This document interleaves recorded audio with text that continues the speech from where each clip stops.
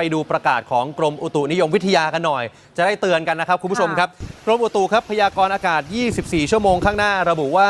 ความกดอากาศต่ำเนื่องจากความร้อนปกคลุมประเทศไทยตอนบนครับทำให้ไทยตอนนี้มีอากาศร้อนถึงร้อนจัดกับมีฟ้าหลัวในตอนกลางวันนะครับ